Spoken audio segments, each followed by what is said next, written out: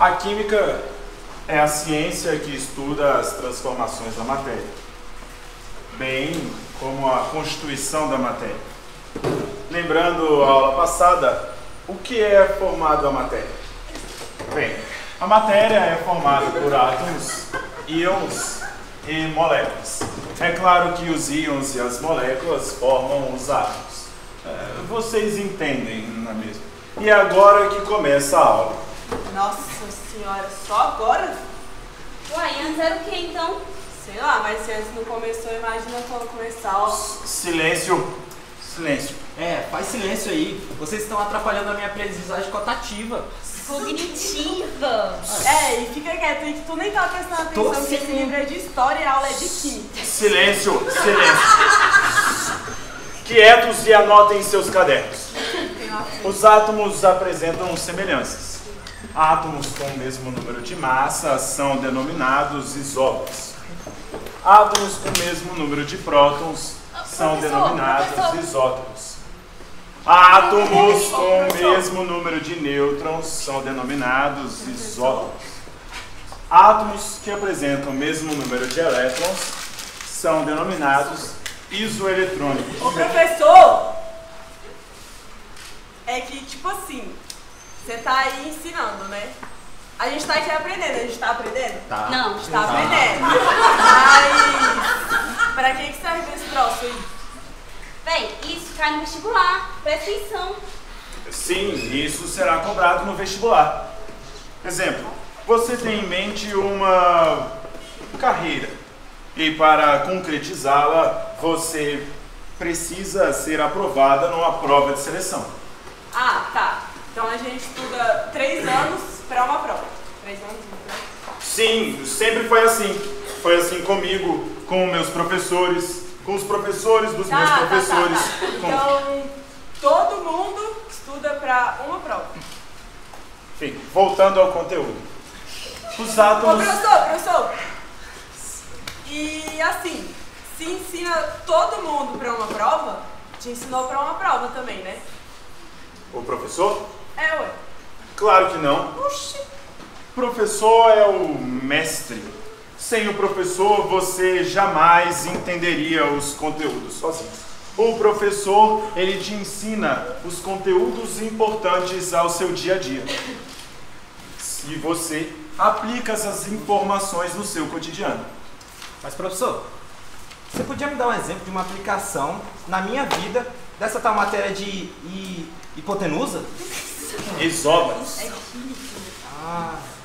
Bem, essa matéria é importantíssima na sua vida. Essa matéria você desenvolve o raciocínio lógico. Mas professor, videogame também. Vocês não têm idade o suficiente para entender sobre a importância desses conteúdos. Ainda bem que existe o professor. Sem o professor, conforme disse, vocês não entenderiam esses conteúdos sozinhos. Afinal, para quem você pergunta quando está com dúvida? O professor é o sábio indispensável. Afinal, para quem você pergunta quando está com dúvida? Para o seu pai? Para o seu avô? Não. Para o Google, professor.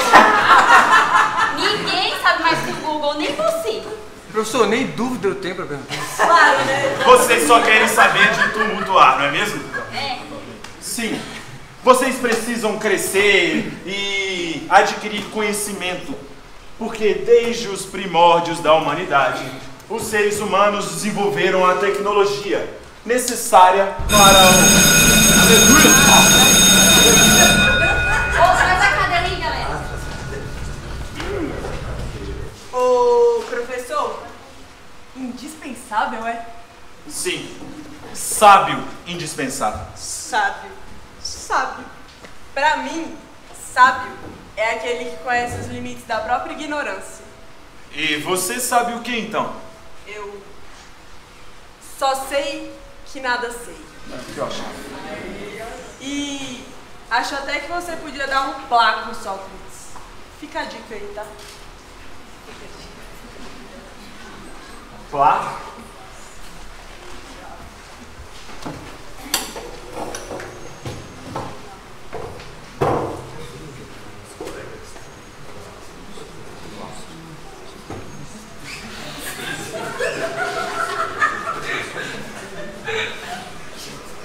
Caros amigos, todas as vezes que realmente conhecemos algo, é quando isso parte de nós mesmos.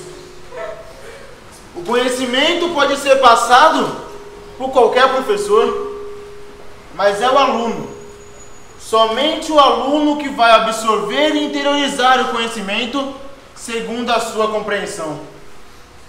A educação da verdade, a educação da vida é gratuita. Mas, Sócrates, como podemos diferenciar entre o conhecimento certo e o errado? Só podemos reconhecer algo que sabemos com razão, não é mesmo? A razão é a mesma para todas as pessoas, mas são os nossos sentimentos que vão permitindo que a vejamos ou que não a vejamos. Evoluindo esses sentimentos, começamos a ver o mundo como ele é, com razão, que é eterna e universal. Então, Sócrates, seria essa a razão que te deixa tão tranquilo nessa hora? Tão perto da morte? Com certeza, meu grande amigo. Com certeza. É a razão que me faz ver a imortalidade da alma. Não é a crença. Não basta crer. É preciso saber-se. Ora, Critão, devemos um galo a Asclépio. Não esqueças de saldar essa dívida. Opa, o doutor Sócrates se encontra? Doutor Sócrates?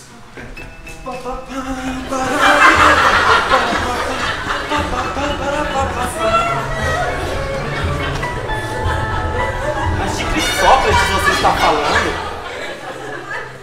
Do filósofo, eu acho. Meu amigo, não foi dessa vez. Em que eu posso ajudá-lo, meu filho? Sócrates? Vim aqui lhe fazer uma pergunta. Da onde eu venho, quem faz as perguntas sou eu. Mas, o que queres? Mas antes, deixe-me apresentar. Sou professor doutor em Química Analítica. Já lecionei em diversas universidades, Também. tais como Oxford, Cambridge, Universidade de Brasília, a Faculdade Cerrado. Defendi inúmeras teses importantíssimas, tais como a utilização da coprolactama em reações de combustão, bem como a síntese de poliuretanas utilizando como matéria-prima óleo de maracujá. O que é química, meu filho? Como assim? Você não sabe? Não. A química é a ciência que estuda as transformações da matéria, bem como a propriedade das substâncias, a forma... O que é a química, meu filho? Bem, a química, ela estuda por que os átomos reagem, de que forma eles se combinam, bem como a energia absorvida ou desprendida nessas reações. Tá bom, você é muito inteligente, meus parabéns. Para que serve a química, meu filho? Bom, qualquer conhecimento sobre os mistérios do universo trazem aperfeiçoamento ao ser humano, não? Ser humano? O que é o ser humano? Como assim? Você não sabe o que é o ser humano, não? Por Zeus que não. Achei que fosse um mestre, um sábio. E acredito que sou. Segundo o oráculo dos Delfos. Pois em toda essa Grécia não encontrei ninguém mais sábio do que eu. Isso porque sábio é aquele que conhece os limites da própria ignorância. E eu só sei que nada sei. Um sábio, um mestre não pode reconhecer que é ignorante. Mas é claro que pode, claro. e deve. Ninguém sabe tudo sobre tudo, além de tudo. O ser humano pode vir saber. Mas o que é o ser humano? Ser humano somos nós, seres pensantes, espécie mais evoluída, dotada Todos de nós razão. pensamos? Não. Ah, não. Não, existem milhares de seres ignorantes mesmo, sabe? Pessoas Ah, é? burras. Não tem. E essas pessoas burras não são seres humanos. São. Só quem pensa que é. Porque... E quem não pensa é o quê? Hã? E a alma? É o cérebro que pensa? Sim, porque quando a Quando alma... a alma se separa do corpo, essa continua a pensar? Sim, acredito. E o corpo morto? Podre? Ainda pensa? Não, o corpo morto... Então podemos deduzir que a primeira premissa a ser considerada para se entender o ser é caracterizá-lo como uma dissociação da alma e da matéria. A matéria é estável. Tudo passa, tudo foge. Você já observou as montanhas? As cidades? Os astros? Claro que não, né? As montanhas vão pouco a pouco se abatendo sobre a ação dos elementos. As cidades se transformam-se em ruínas. Os astros resplandecem, iluminam-se, depois apagam-se e morrem. Apenas a alma imortal, meu filho, paira na duração eterna. Então o problema do ser é o problema da alma. Porque o ser está na alma e não na matéria. Graças aos deuses do Olimpo você aprendeu alguma coisa. Até merecia uma estrelinha dourada. A alma é imortal, meu filho. Porque o nada não existe. E nenhuma coisa pode ser destruída. Nenhuma individualidade deixa de existir. E cada vez que ela se separa do corpo terrestre, encontra-se novamente na vida do espaço, unida ao seu corpo espiritual, o perispírito, no qual é inseparável. Então, para me entender, basta compreender a alma. É só. Então, como é a alma? O que caracteriza a alma e absolutamente a diferencia da matéria é a sua unidade consciente. Mas você não vai entender isso, né? É só química, química, química e química. Eu posso explicar de outra forma. O átomo físico se subdivide em subatômos, que por sua vez fragmentam-se indefinidamente. A matéria é completamente desprovida de unidade consciente. Já no universo, apenas o espírito representa o elemento uno, simples e indivisível. E logicamente indestrutível, imperecível e imparcial. Sim. E a parte psicológica do ser? Isso, daqui a alguns anos, um sábio, discípulo de um grande mestre, irá dizer em palavras que ser pessoa é ter consciência, um eu que reflete, poder-se-á, porém, conhecer, examinar e descrever o eu? Sim, autoconhecer é uma tarefa muito importante, mas muito difícil também. A vida de um ser consciente é uma vida de solidariedade e liberdade, meu filho. Livre dentro dos limites das leis eternas. Fazer-se arquiteto do seu destino. Seu adiantamento é obra sua. Os mais adiantados se conhecem mais e melhor? Sempre e sempre. É esse o caminho para o crescimento e aprendizado? Oh, outra estrelinha dourada para você. Se a alma é eterna e imutável, então eu devo ser um ser muito antigo.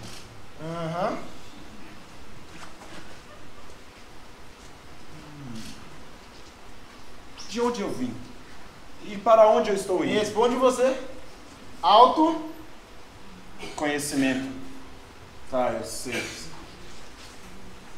Mas como me autoconhecer com tantas dores e atribulações que me atormentam dia e noite, após que uma aluna me fez uma simples pergunta?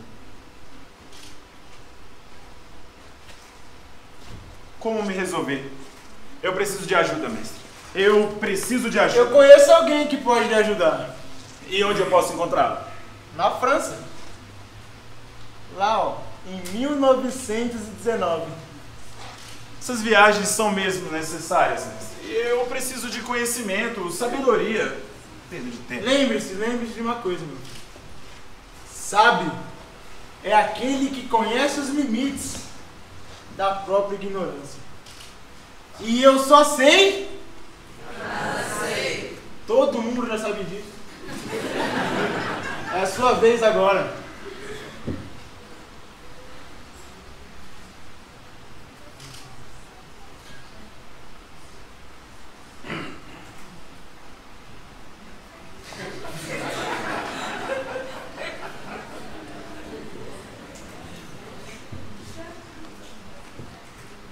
Que lugar é esse? Onde eu estou? Monsieur está em Paris, 1919. Ou, se preferir, em teu subconsciente. No meu subconsciente. Ui, ui. A tua busca interior o trouxe até aqui. E você quem é, então? Sou Leon Denis. Leon Denis. Ah, sim. Você não é um desses malucos franceses que escreveram sobre espiritismo e reencarnação, não é mesmo? Não sei se sou exatamente um maluco. Só sei que tive a coragem de escrever sobre alguns temas polêmicos. Permita me apresentar. Sou Leon Denis. Nasci em 1846, aqui mesmo, na França. Venho de uma família de operários. Conheci de perto suas lutas e privações. Obrigado a trabalhar durante o dia para o meu sustento e de meus pais, consagrava minhas noites ao estudo, a fim de aumentar a minha pequena bagagem de conhecimentos. Foi nesse tempo que começou o enfraquecimento prematuro de minhas vistas. Como podem ver, estes óculos não são por acaso. Aproveitei todas as oportunidades que tive. Foi assim que estudei desenho, geografia e contabilidade. Mas o meu espírito inquieto conduziu-me a questionamentos de assuntos de filosofia e religião. Então, estudei também história e ciências sociais. Publiquei alguns livros, dentre eles este que está em suas mãos. O problema do ser, do destino e da dor. Percebo que Monsieur é também um curioso sobre fatos da vida. E por que o senhor diz isso? Observo em tuas mãos o resultado de um acurado trabalho de pesquisa sobre questões inerentes ao ser humano que até hoje nenhuma ciência foi capaz de responder. Questões? E que questões são essas que a ciência não consegue responder? Quem somos? De onde viemos? Para onde vamos? Ou por que sofremos? Ah, não vem com essa. Você deve ser mais um desses que quer dizer que somos feitos de uma alma imortal. Já vou dizendo, seu colega Sócrates já tentou, e sem muitos sucessos. Se Monsieur está tão convencido de que não existe algo fora da matéria física palpável, então por que estais aqui? Eu, sinceramente, não sei. Tenho a impressão de que eu estou no lugar onde as pessoas desprezam a lógica. Veja Sócrates, por exemplo. Eu acho que a cicuta afetou a sua razão. Mon ami, ninguém aqui está desprezando a razão. Entretanto, a ciência humana, que Monsieur tanto preza, quase nada ensina sobre o que precisamos saber para o encaminhamento de nossa vida na Terra. Ou, o mais importante, a nossa preparação para o além. Ou seja, temos que viver para aprender a morrer, né? É exatamente isso. O nascimento é como uma morte para a alma. Ao nascer, a alma, junto com o seu corpo etéreo, é encerrada no túmulo de carne. O que chamamos de morte é simplesmente o retorno da alma à liberdade, mas enriquecida com as aquisições que pôde fazer durante a vida na Terra. É justamente isso que Sócrates tentava explicar com o mistério da psique. A alma humana, presa temporariamente na carne, retorna à sua pátria de origem após milhares de mortes e renascimentos. Mais um maluco. O senhor não tomou cicuta também, tomou? Percebo que Monsieur é também muito espirituoso. Não. Sou um crítico por natureza. Só acredito naquilo que pode ser comprovado. Por isso, não acredito que nascemos e morremos dezenas, centenas, milhares de vezes. Qual seria a razão disso? Um ser com inúmeras personalidades. Compreendo a tua aflição. É mesmo conflitante o despertar da consciência. Entretanto, devo esclarecê-lo que a reencarnação, as vidas sucessivas, é a única forma racional pela qual se pode admitir a elevação gradual dos seres, a reparação das faltas cometidas. Sem a reencarnação, não há sanção moral satisfatória, nem como conceber um ser que governe o universo com justiça. Então me diga, senhor Denis, por que a ciência não estuda conteúdos tão significativos, já que estamos falando de um postulado universal? Tomando seus conceitos, jogaríamos no lixo toda uma história de conhecimentos que desprezam ou não aceitam essas teorias das reencarnações. Estás enganado, mano. Não defendo isso.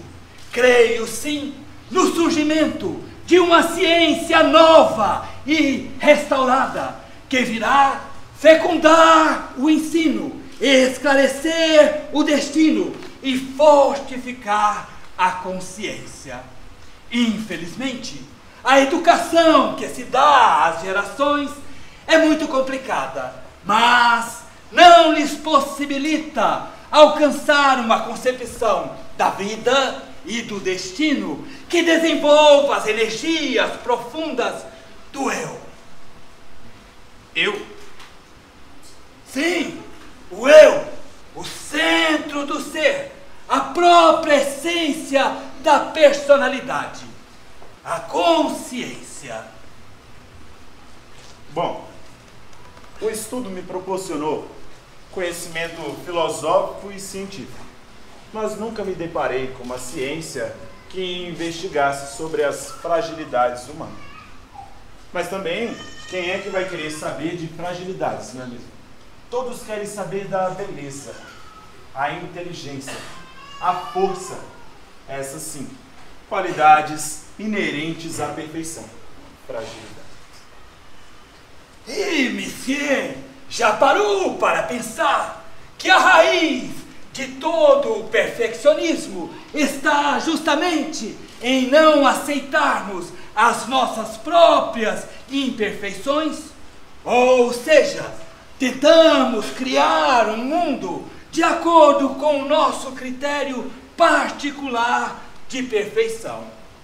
E o mundo não é feito de pessoas sem fragilidades, d'accord? E o que o senhor sugere para que eu acesse o meu eu? Uma regressão de memória para que eu possa compreender o porquê de minha insensibilidade, talvez? E você acha mesmo que isso é necessário? Eu não acho nada. Você é que tem estudos sobre regressões de memória. Não é preciso fazer uma regressão de memória para entendermos a razão de nossas atitudes ou o porquê de nossos problemas. Ah, não. Então, de que forma o senhor explicaria, então? Já observastes a ti mesmo? Não é preciso fazer regressão de memória para entendermos os problemas do destino. Basta mergulharmos em nós mesmos e estudarmos-nos com atenção para tornarmos a encontrar em nossos gostos, tendências, traços do nosso caráter, numerosos vestígios de nossas vidas passadas. Mas, infelizmente, somente algumas pessoas se dedicam a este exame com método e atenção, principalmente porque para isso é preciso responder uma pergunta desconcertante. Qual pergunta? Quem sou eu? Eu sei quem eu sou. Eu só não entendo o porquê de minhas atitudes em determinados momentos.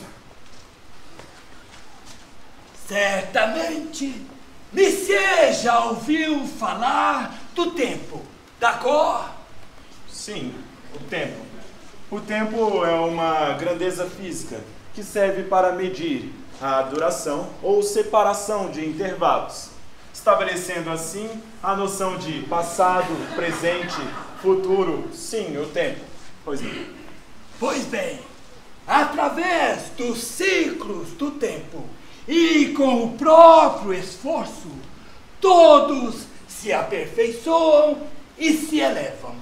Os criminosos do passado virão a ser os sábios do futuro. Chegará a hora em que todos os nossos defeitos serão eliminados, todos os nossos vícios e chagas morais serão curadas. Do ser fraco, indiferente, fechado a todos os grandes pensamentos, surgirá, com o perpassar dos tempos, um espírito poderoso que reunirá em si todos os conhecimentos e todas as virtudes e se tornará capaz de realizar as coisas mais sublimes. Como assim? Vou tentar exemplificar. Você já ouviu falar de Michelangelo, o grande escultor renascentista? Sim, mas o que ele tem a ver com a nossa conversa? Perder tempo. E o que ele dizia, sem falsa modéstia, sempre que alguém elogiava suas obras de arte? Bom, pelo que eu saiba, ele diminuía o seu trabalho dizendo que dentro da pedra já existia a obra de arte. Ele apenas retirava o excesso de mármore. É exatamente isso que ele dizia. Entretanto, o famoso escultor não diminuía a sua participação na elaboração da obra de arte. Façamos uma analogia com o pensamento de Michelangelo. Tal como a pedra, após um tempo, se depura com o trabalho do escultor, o ser, após períodos de evolução, anos de aprisionamento na carne, também se purifica de seus elementos grosseiros e adquire todo o seu brilho com o trabalho do espírito. esse raciocínio tem lógica. É claro que tem lógica. Isso explica a utilidade das inúmeras encarnações de provas, trabalho e dever. As vidas sucessivas são necessárias para que o espírito possa, ao longo do tempo, vencer as suas paixões ferozes, o orgulho e o egoísmo, e assim sanar as suas chagas morais. Após cada existência na Terra, a alma ceifa e recolhe em seu corpo fluídico os frutos da experiência decorrida. Falando assim, tem até medo de saber do meu passado.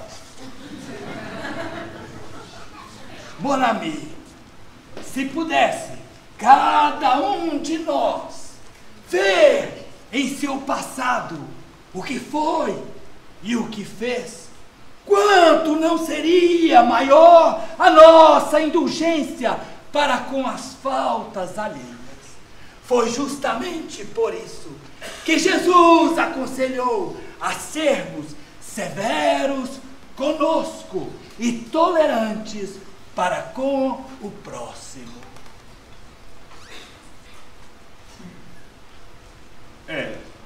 Nunca enxerguei a vida para além da matéria palpável.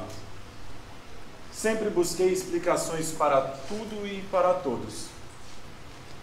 Sempre achei que todo o conhecimento estaria centrado em uma ciência racional.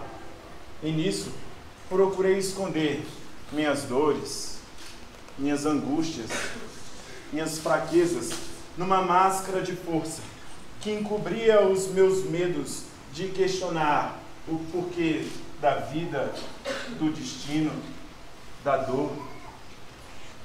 Vejo com satisfação que já consegues perceber e sentir a lógica da justiça divina.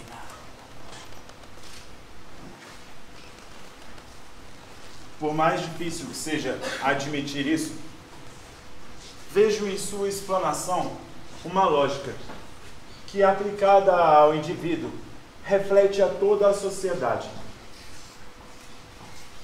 Agora sim, enxergo o egoísmo com o qual sempre tratei os outros. Quantas vezes desprezei a dor dos outros por achar que eles nada tinham a ver comigo.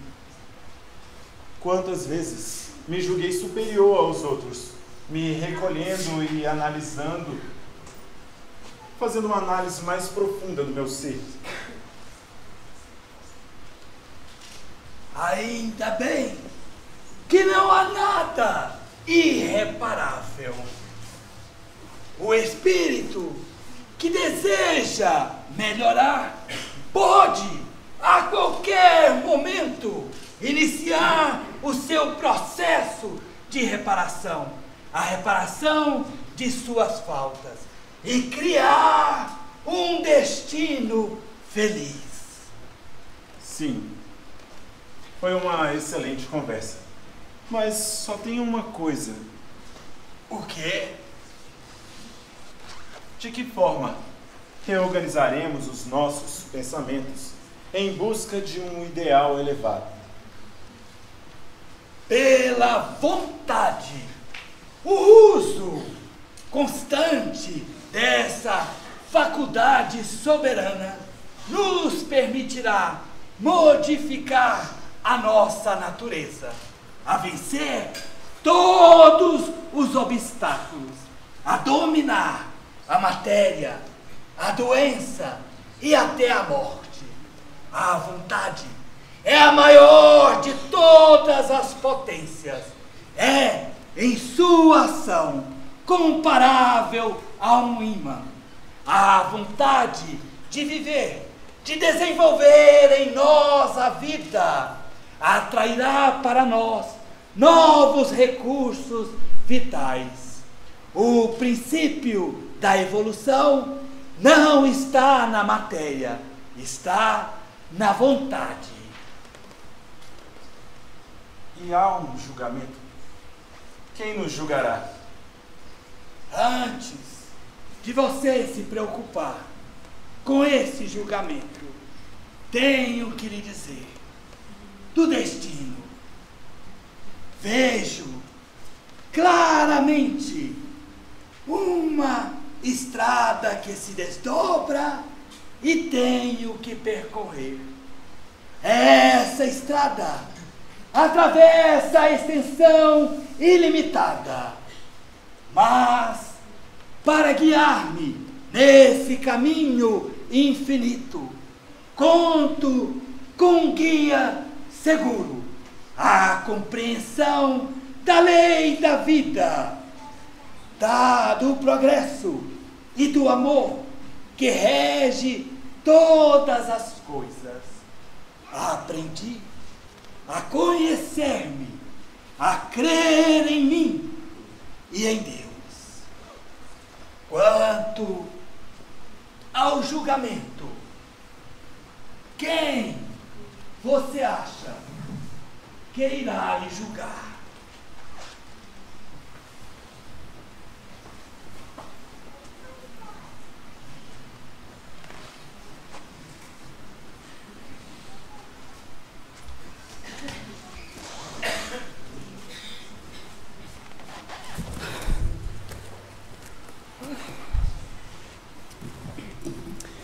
Atenção, atenção! Caso 1846, falta ao trabalho. O que o senhor tem a dizer? Bom, meritíssimo, eu faltei ao trabalho ontem e era uma reunião muito importante, mas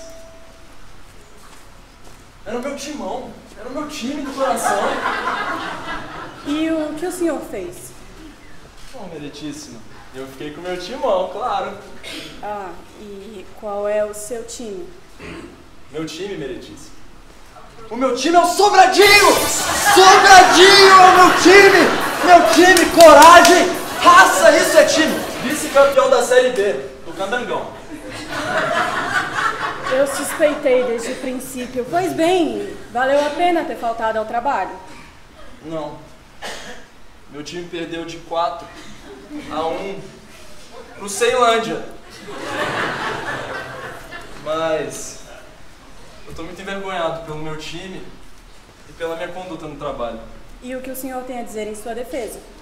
Bom, não se preocupe, meritíssimo. De fato, a reunião não foi feita pela sua ausência. Mas eu acredito que você ainda pode ajudar. Vamos marcar uma nova reunião em que você fará a ata. Aliás, de agora em diante, você fará não só essa ata, mas de todas as reuniões da empresa. Como o senhor se declara sua consciência? Bom, meritíssima,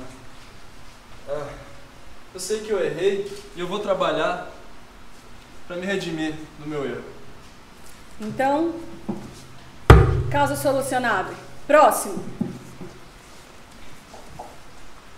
Atenção, atenção! Caso 1824. Drama do professor de Química.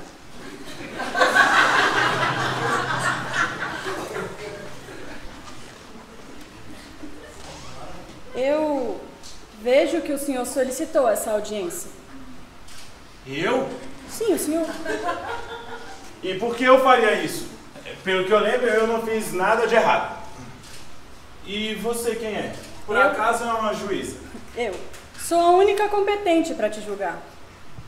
A única que pode me julgar? Sim. Somente eu tenho os autos do seu processo.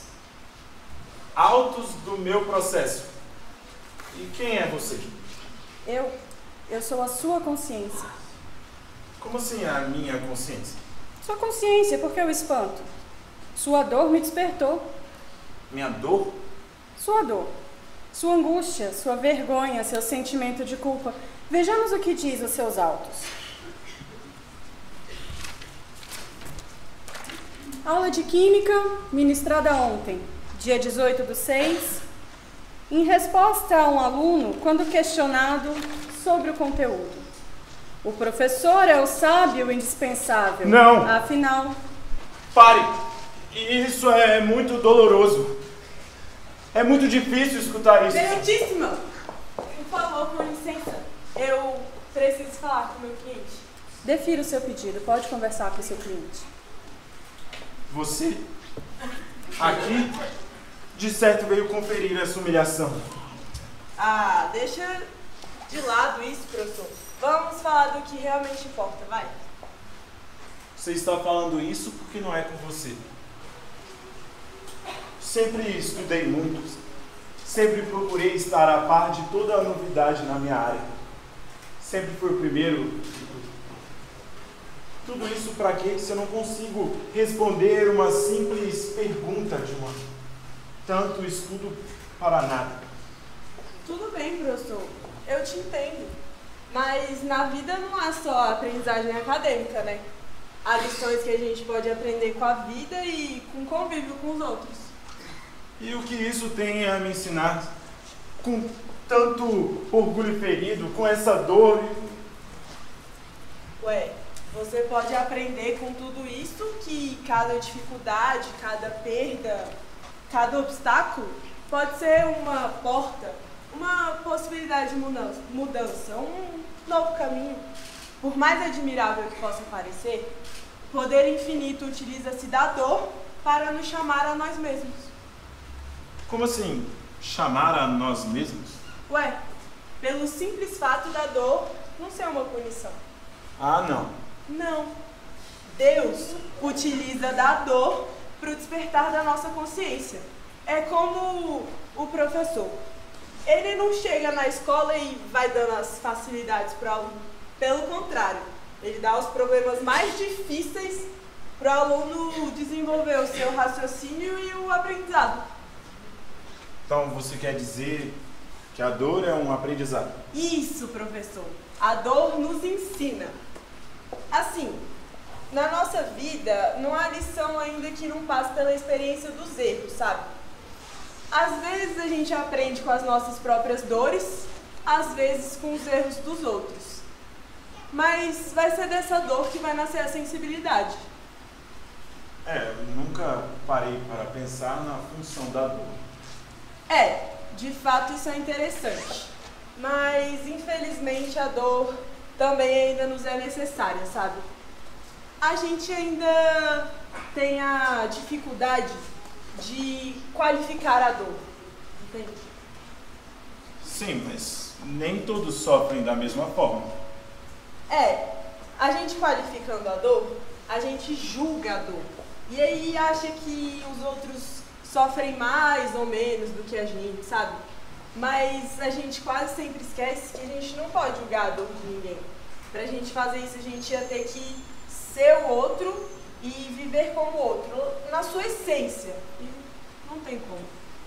Então, você quer dizer que nenhuma dor é insignificante? Exatamente. A dor de quem vê o seu time favorito perder o campeonato, ou de quem perde um time de estimação, pra mim e pra você, pode ser insignificante. Mas só sabe realmente dessa dor quem tá passando por esse sentimento, sabe?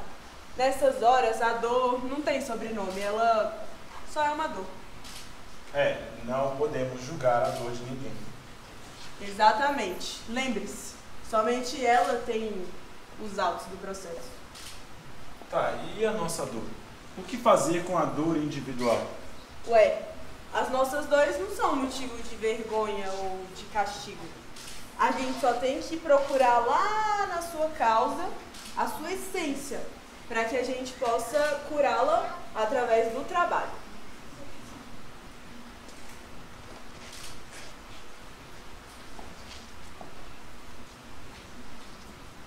Não me declaro inocente nesse julgamento. Eu não condeno, mas se você deseja uma sentença, leia você mesmo.